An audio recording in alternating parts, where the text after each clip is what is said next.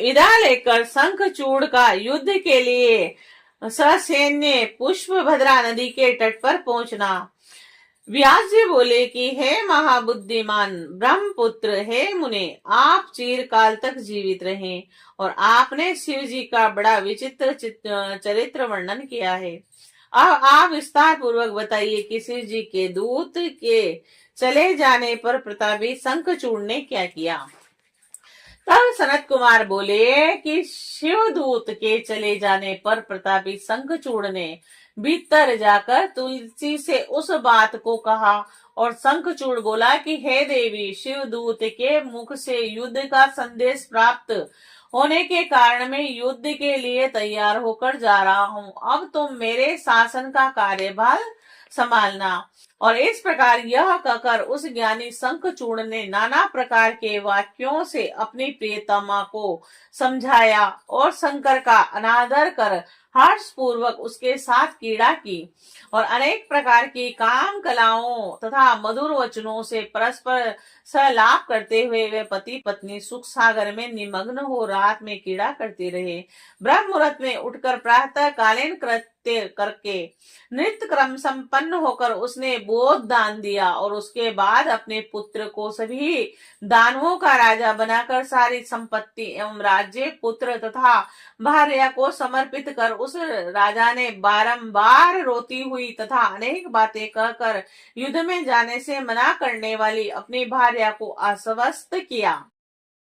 उसके बाद उसने अपने वीर सेनापति को आदर पूर्वक बुलाकर उसे आज्ञा दी और स्वयं सन्नद्ध होकर संग्राम करने के लिए उद्यत हुआ। शंखचूड़ बोला कि हे सेनापति, युद्ध करने में कुशल सभी वीर सभी प्रकार से सज्जित होकर युद्ध के लिए चले। बलशाली कंकों की सेना जिसमें 86 महाबलवान दैत्य एवं दानव हैं, आयुधों से युक्त हो शीघ्र निर्भय होकर निकले। असुरों के 50 कुल जिसमें करोड़ों महावीर हैं, वह देव पक्षपाती शंकर से युद्ध करने के लिए निकले और धूम्र नामक दैत्य के 100 कुल शिव से युद्ध करने के लिए मेरी आज्ञा से शीघ्र निकले। और इस प्रकार काल के मौर्य सौहर्द तथा कालक तैयार होकर मेरी आज्ञा से रुद्र के साथ संग्राम के लिए निकले। सनत कुमार बोले कि हे व्यास जी, महाबली असुर राज दानवेंद्र शंखचूड़ इस प्रकार आज्ञा देकर सहस्त्रों सेनाओं को लेकर चल पड़ा। युद्ध शास्त्र में प्रवीण महारथी महावीर, रथियों में श्रेष्ठ तथा वीरों में भयंकर, उनके सेनापति भी 3 लाख अश्वरोहिणी सेना से युक्त होकर मंडल बनाया और वह युद्ध करने के लिए शिविर से बाहर निकला। शंखचूड़ भी उत्तम रत्नों से बने हुए विमान पर चढ़कर गुरुजनों को आगे कर संग्राम के लिए चला।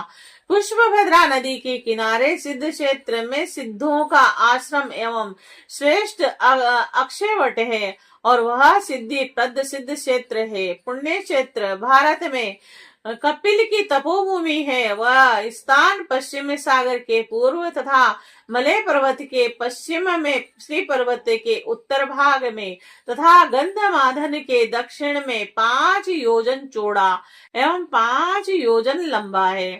भारत में युद्ध स्फटिक के समान जल वाली उत्तम पुण्यदान प्रदान करने वाली जलपूर्ण तथा रम्य पुष्पभद्रा तथा सरस्वती नदी है, जो सार समुद्र की प्रिय भार्या है। और वह पुष्पभद्रा निरंतर सौभाग्य युक्त होकर हिमालय से निकलकर सरस्वती नदी में मिलती है और गोमंतक पर्वत को बाय कर पश्चिम सागर में गिरती है।